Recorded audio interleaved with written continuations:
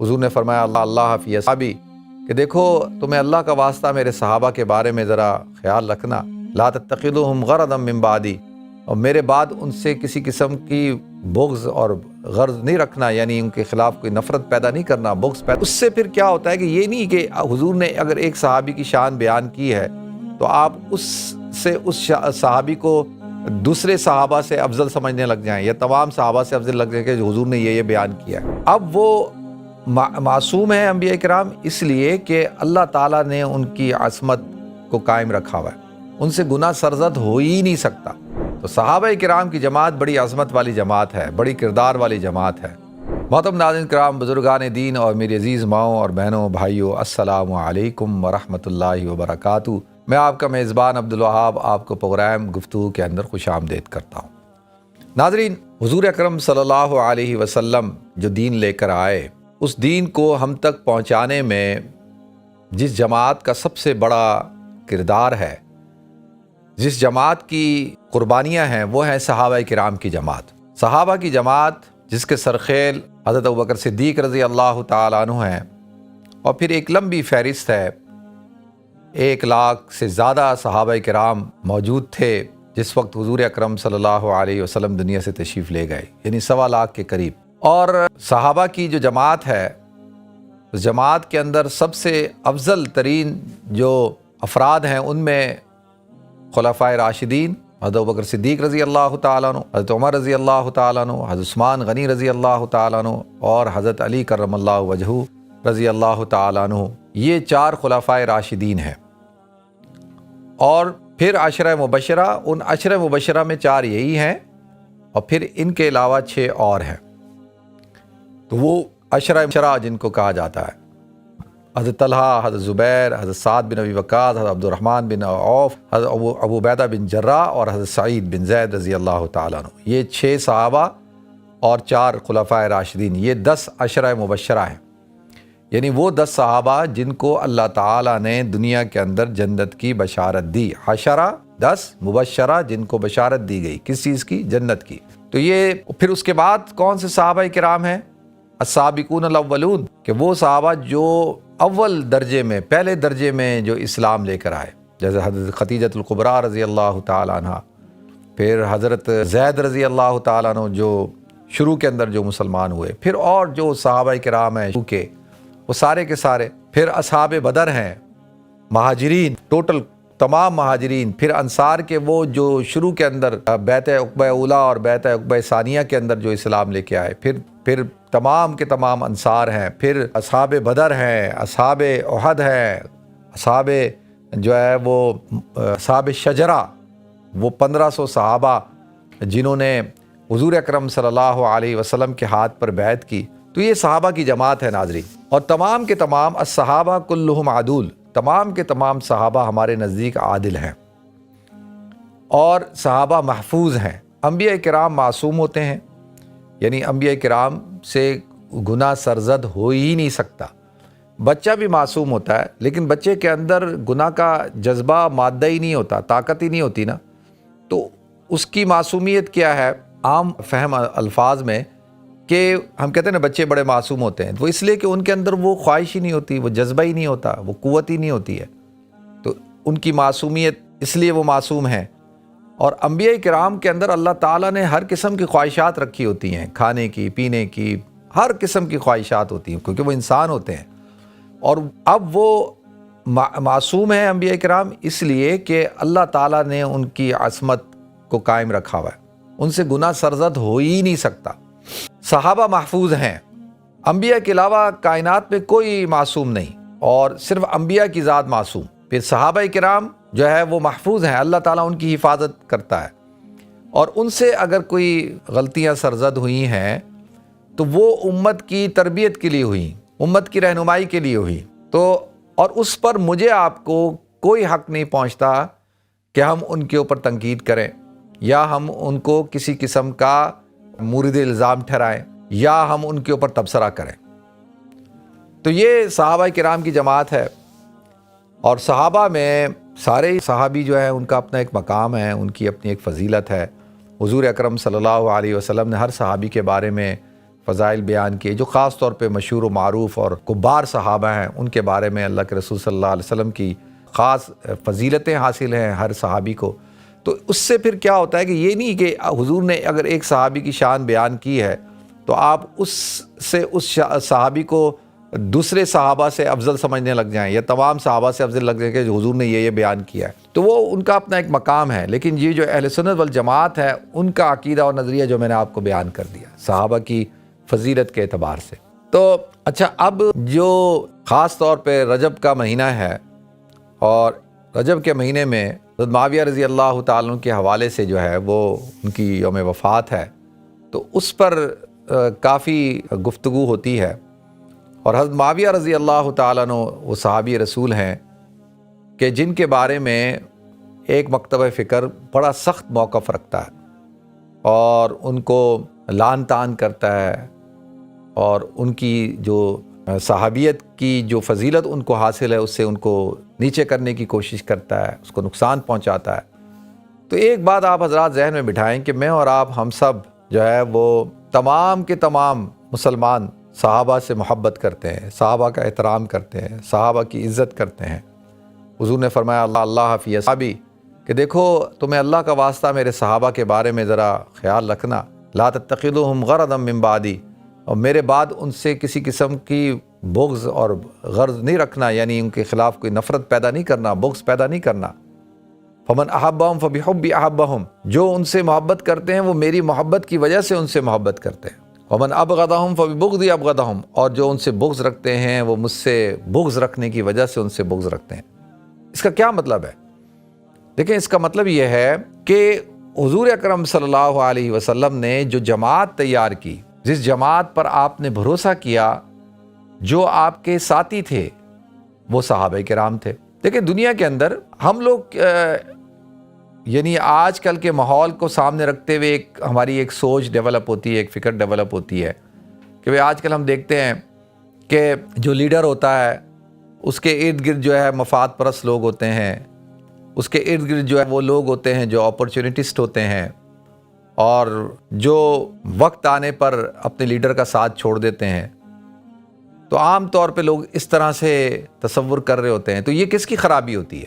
یعنی اگر ایک صاحب ہیں جو کسی جماعت کے بڑے ہیں اور اگر ان کے ارد گرد ایسے لوگ ہیں جو وفادار نہیں ہیں، ایسے لوگ ہیں جن کا کردار ٹھیک نہیں ہے، ایسے لوگ ہیں جن کی وفاداری اپنے لیڈر کے ساتھ نہیں ہے، تو پھر یہ قصور کس کا ہے؟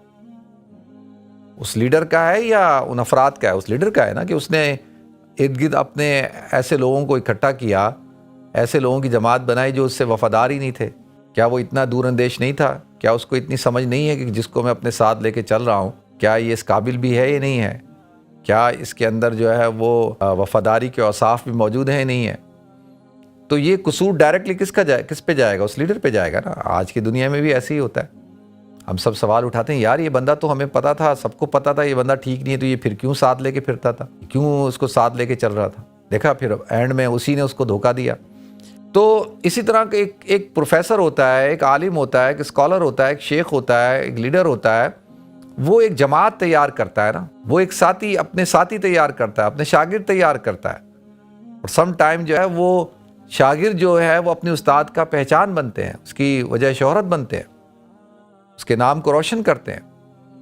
تو اگر شاگردوں سے ہی پتہ چلتا ہے نا، ان کی کارکردگی سے ہی پتہ چلتا ہے کہ استاد کتنا قابل تھا، تو صحابہ کی جماعت پہ اور ڈائریکٹلی اگر آپ جو حضور فرماتے ہیں جن کے بارے میں کہ جو میرے 2 وزیر ہیں آسمانوں پہ، 2 وزیر ہیں زمین پہ، آسمانوں پہ حضرت جبریل اور میکائیل، اور زمین پہ ابو بکر اور عمر، اور ہر وقت حضور اکرم صلی اللہ علیہ وسلم حضرت ابو بکر صدیق اور عمر کے ساتھ ہوں، اور حضرت ابو بکر صدیق تو حضور کے شروع سے آپ کے ساتھی ہوں اور پھر آپ کے بعد آپ کے جانشین بھی بنے، اور انہی کو آپ متنازع بنا دیں، انہی کو آپ کہہ دیں کہ نعوذ باللہ کچھ نہ کچھ کہتے رہیں، میں تو الفاظ بھی استعمال کرنا نہیں چاہتا. تو ڈائریکٹلی یہ کس کے اوپر الزام جائے گا؟ یعنی کس کے اوپر جائے گا؟ ڈائریکٹلی کس کے اوپر جائے گا؟ حضور اکرم صلی اللہ علیہ وسلم پہ جائے گا. اللہ معاف کرے، میں تو حیران ہوتا ہوں ان لوگوں کی عقل پہ کہ یہ کس طریقے سے یعنی اپنے آپ کو تو ہم بڑا مردم شناس کہتے ہیں، اور کائنات کے سردار جو علوم کا منبع ہے، جن کو اللہ تعالیٰ نے جو ہے وہ امام الانبیاء کا خطاب دیا ہے، وہ ان کو اتنا فہم نہیں کہ جی میرے ارد گرد کون لوگ ہیں. تو ذرا آدمی کو عقل سے کام لینا چاہیے. تو صحابہ کرام کی جماعت بڑی عظمت والی جماعت ہے، بڑی کردار والی جماعت ہے، جن کو اللہ تعالیٰ نے قرآن پاک میں کیا ارشاد فرمایا، اولئک هم المفلحون اولئک هم الفائزون والسابقون الاولون رضی اللہ عنہم ورضوا عنہ، کہ یہی سابقین ہیں، یہی فلاح یافتہ ہیں، یہی کامیاب ہیں، اور یہی جو ہے وہ ہیں جن سے اللہ راضی ہے اور وہ اللہ سے راضی ہیں. یہ کوئی معمولی بات نہیں ہے. تو آپ اندازہ کر سکتے ہیں. تو انہی صحابہ میں سے ایک حضرت امیر معاویہ رضی اللہ تعالیٰ عنہ ہے. حضرت امیر معاویہ رضی اللہ تعالیٰ عنہ حضور اکرم صلی اللہ علیہ وسلم کے برادر ان لا ہیں، صالح ہیں، اور کاتب وحی ہیں. حضور اکرم صلی اللہ علیہ وسلم نے حضرت امیر معاویہ رضی اللہ تعالیٰ عنہ کے لیے کیا دعا کی، اللہم اہدنا اللہم اہدی وہدی بھی وجعلنا المہدیین، کہ اللہ تو ان کو ہادی بنا، مہدی بنا، اور ان کو وہدی بھی، اور ان کے ذریعے سے لوگوں کو ہدایت فرما. اور اللہم علم الکتاب والحساب وقہ العذاب، اے اللہ تو ان کو کتاب کا علم دے، حساب کا علم دے، اور تو ان کو عذاب سے بچا. تو یہ اللہ تعالیٰ نے حضرت معاویہ رضی اللہ تعالیٰ عنہ کو مقام عطا فرمایا کہ حضور اکرم صلی اللہ علیہ وسلم ان کے لیے دعا کرتے ہیں. تو کاتب وحی ہیں، حضور اکرم صلی اللہ علیہ وسلم کی جو وحی نازل ہوتی ہے اس کی کتابت کرتے ہیں. تو کتابت کس سے کروائی جائے گی؟ وہ شخص جو قابل اعتماد ہو، جس کے اوپر بھروسہ ہو، جو امین ہو، جس کے اوپر پورا یقین ہو کہ وہ کوئی خیانت نہیں کرے گا، جو لکھوایا جا رہا ہے وہی لکھے گا. تو اس حوالے سے حضرت امیر معاویہ رضی اللہ تعالیٰ عنہ کو اللہ تعالیٰ نے ایک بڑا مقام عطا فرمایا. حضرت ام حرام رضی اللہ تعالیٰ عنہ کے گھر حضور اکرم صلی اللہ علیہ وسلم آرام کر رہے تھے، جو آپ کی خالہ ہے، کیا اور ایک دم اٹھے مسکرانے لگ گئے. انہوں نے پوچھا، یا رسول اللہ آپ کیوں مسکرا رہے ہیں؟ کہا کہ میں نے خواب دیکھا کہ میری امت کی ایک جماعت ہے، اور وہ سمندروں پہ اس طرح سے سفر کر رہے ہیں جس طریقے سے بادشاہ اپنے تخت پہ بیٹھتا ہے. ان کا لشکر ایسے سفر کر رہا ہے، ایسے بیٹھے ہوئے، اور وہ اول جیش، وہ پہلا لشکر ہوگا جو قسطنطنیہ کی فتح کے اندر شامل ہوگا. اللہ نے اس کے لیے مغفرت کا اعلان کر دیا، ہم مغفور اللہم. تو ام حرام رضی اللہ تعالیٰ عنہ نے کہا، یا رسول اللہ میرے لیے دعا کریں کہ میں بھی اس لشکر میں شامل ہوں. تو آپ نے فرمایا ہاں تم بھی اس لشکر میں شامل ہوگی. تو اسلام کا سب سے پہلا بحری بیڑا جو قائم ہوا وہ حضرت معاویہ رضی اللہ تعالیٰ عنہ نے قائم کیا. اور یہی وہ بحری بیڑا تھا ناظرین جس نے یہ قبرص کو، جس کو سائپرس کہا جاتا ہے، اس کو فتح کیا، اور یورپ کے اندر اسلام داخل ہوا اس بحری بیڑے کی صورت میں، صحابہ کی صورت میں. تو امیر معاویہ رضی اللہ تعالیٰ عنہ 19 سال، یعنی تقریباً 19 سال کچھ مہینے تو آپ خلیفہ رہے، 20 سال آپ امیر شام رہے، شام کے جو ہے گورنر تھے 20 سال. اور اس کے بعد 19 سال سمجھ لیں آلموسٹ 20 ایئرز ہی ہو گئے، آلموسٹ 40 ایئرز جو ہے وہ آپ نے یعنی ایسا دور گزارا ہے جس کے اندر آپ حکومت میں شامل رہے، یعنی پہلے تو گورنر رہے اور پھر ڈائریکٹ جو ہے وہ آپ خلیفہ رہے.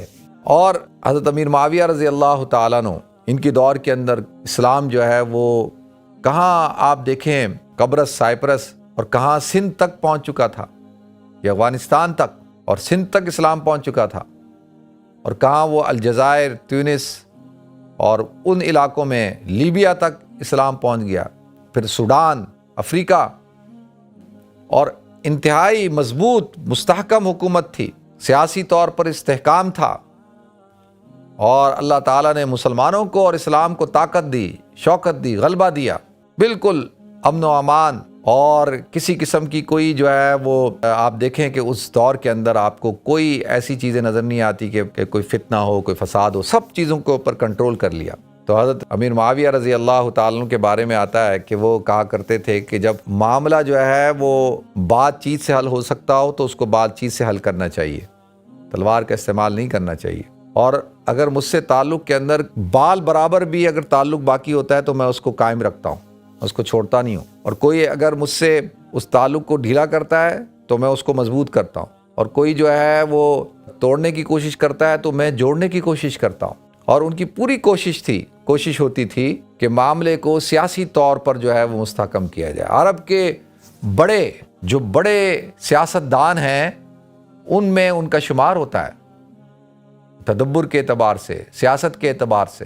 تو لہذا ان کا آپ دور حکومت دیکھیں تو وہ بڑا ہی ایک آپ کو شاندار دور نظر آتا ہے۔ اب آپ حضرات کے دل و دماغ میں کچھ شکوک و شبہات پیدا ہوتے ہوں گے کہ بھئی حضرت امیر معاویہ رضی اللہ تعالیٰ عنہ کی اور حضرت علی کرم اللہ وجہہ کی آپس میں جنگ ہوئی۔ تو پہلی بات تو آپ اس کو ذہن میں بٹھائیں، دیکھیں یہ مشاجرات صحابہ ہیں، اور مشاجرات صحابہ کے آپس کے اختلافات، ان میں ہمیں کوئی حق نہیں پہنچتا کہ ہم اس کے اندر کوئی رائے قائم کریں، کیونکہ دونوں جانب صحابہ کرام ہیں۔ جنگ جمل ہوئی، جنگ صفین ہوئی۔ اہل سنت والجماعت کے نزدیک حضرت علی رضی اللہ تعالیٰ عنہ حق پہ تھے، اور یعنی حضرت معاویہ رضی اللہ تعالیٰ عنہ کا جو موقف تھا، ان کا موقف میں یعنی اس اعتبار سے وہ موقف ٹھیک تھا کہ بھئی میں آپ سے بیعت اس وقت لوں گا کہ جب آپ قاتلان عثمان رضی اللہ تعالیٰ عنہ سے جو ہے وہ بدلہ لیں۔ تو یہ بات، اور وہ بھی تھے ایک ہی قبیلے کے تھے، ایک ہی خاندان کے تھے، تو اس حد تک تو چلے بات سمجھ میں آتی ہے۔ لیکن حضرت علی رضی اللہ تعالیٰ عنہ کا جو موقف تھا وہ بھی بالکل ٹھیک تھا۔ وہ کہتے تھے بھائی پہلے آپ بیعت کریں، مجھے مضبوط کریں، مستحکم کریں، اس کے بعد میں ان فسادیوں سے جو ہے وہ بدلہ لوں گا۔ تو لہذا اس دونوں کے اگر آپ دیکھیں تو ہمیں حضرت علی رضی اللہ تعالیٰ عنہ کے موقف میں ذرا قوت محسوس ہوتی ہے کہ وہ ان کا آرگومنٹ تھا وہ اسٹرانگ تھا۔ لیکن دونوں صحابی ہیں۔ حضرت علی رضی اللہ تعالیٰ عنہ کا مقام بہت اونچا ہے۔ حضرت علی رضی اللہ تعالیٰ عنہ خلفائے راشدین میں سے ہیں، حضرت علی رضی اللہ تعالیٰ عنہ عشرہ مبشرہ میں سے ہیں، حضرت علی رضی اللہ تعالیٰ عنہ اہل بیت میں سے ہیں، حضرت علی رضی اللہ تعالیٰ عنہ حضور اکرم صلی اللہ علیہ وسلم کے داماد ہیں۔ تو اب اس اعتبار سے حضرت علی کا رتبہ تو بہت اونچا ہے امیر معاویہ رضی اللہ تعالیٰ عنہ، اس کو کوئی آپ کمپیئر نہیں کر سکتے۔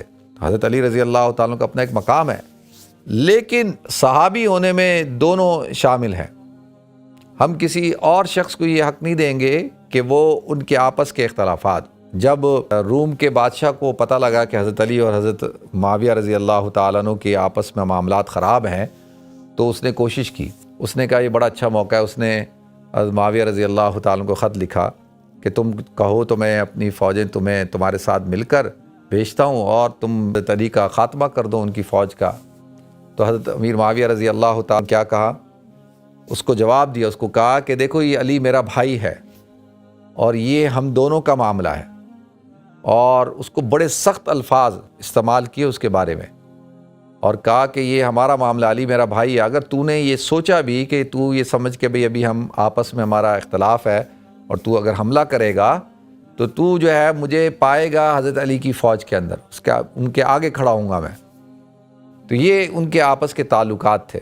تو لہذا ناظرین، اب یہ میں اور آپ جو ہے اس پر فیصلہ نہیں کر سکتے۔ پہلی بات اس لیے کہ ہمارے اکابرین، ہمارے بڑے، ان کا موقف یہ ہے کہ ہم اگر اس دور میں ہوتے تو یقینی طور پر کسی ایک گروپ میں ہی ہوتے۔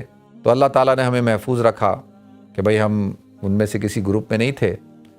تو جب اللہ تعالیٰ نے ہماری تلواروں کو محفوظ رکھا، ہمارے ہاتھوں کو محفوظ رکھا، تو ہمیں چاہیے کہ ہم اپنی زبانوں کو بھی محفوظ رکھیں۔ دونوں کا مقام ہے، کیونکہ اگر ہم جو ہے بیٹھیں گے تو فیصلہ کرنا، تو پھر ہو سکتا ہے کہ کہیں نہ کہیں ہم سے کوئی کوتاہی ہو سکتی ہے، غلطی ہو سکتی ہے، اور پھر اس معاملات کو ایز اے تاریخی طور